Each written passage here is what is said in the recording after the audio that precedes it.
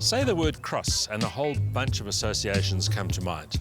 There's cross as another word for angry, there's the cross in cross country, and also the cross as in crossover. This is the Volkswagen Cross Caddy. It's not a particularly angry car.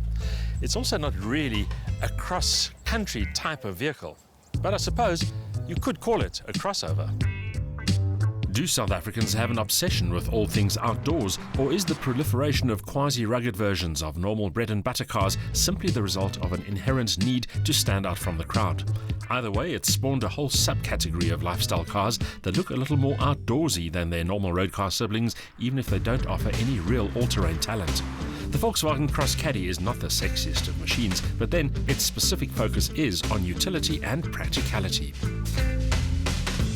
You'll need to know your caddies from your vans to tell the difference between this Cross Caddy and the normal Caddy. They both have the identical silhouette, the sort of car-like front, this high, tall roofline, the sliding doors on either side, and the split rear door, which allows easy access to the cargo area. In fact, if it wasn't for the windows, this would be a compact van. The cross part of this Caddy is in the details, including black wheel arch extensions, revised front and rear bumpers, and extended sills. The front and rear scuff plates are also unique to the Cross Caddy, while roof rails are standard. Let's not forget the 17-inch alloy wheels and 205/50 R17 tyres, which are definitely more on-road than off-road biased, while the side and rear windows are fitted with privacy glass. The result is a Caddy with a difference, but one that's more urban warrior than cross-country star.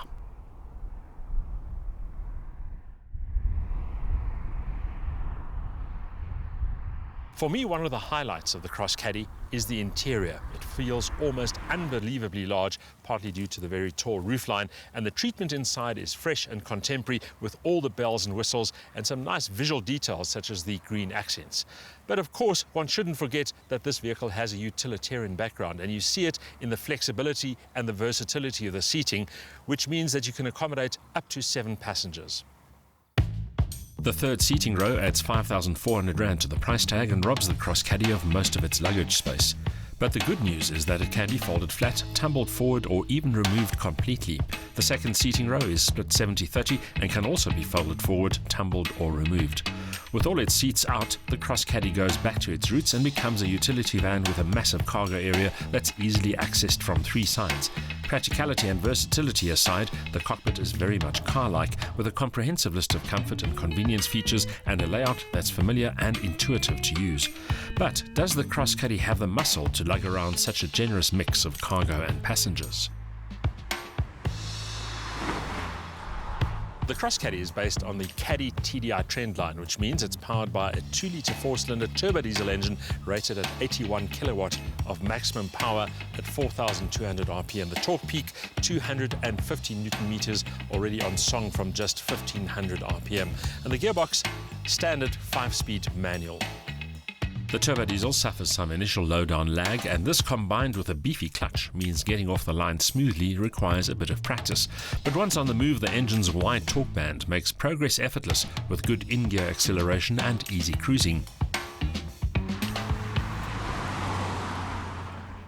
All that low-down urge also means that the Caddy isn't intimidated by a full load of passengers or cargo, while the gearbox ratios are spaced just right to make the most of the engine's output.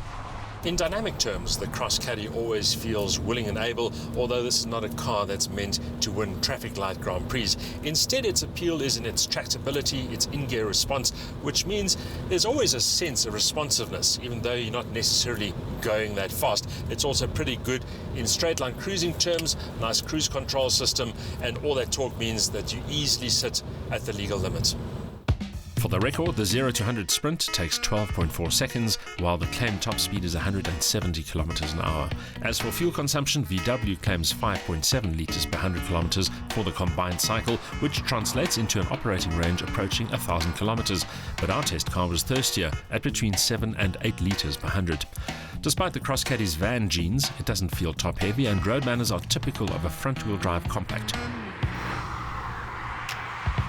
Ride quality is just firm enough to handle heavier loads, but without reminding you of the crossover's workhorse parentage. To be honest, the Cross Caddy isn't quite what I expected.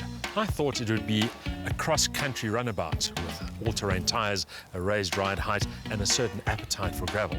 But as it turns out, it's a bit of a city slicker with a good dose of multi-purpose versatility. And that versatility comes at a price.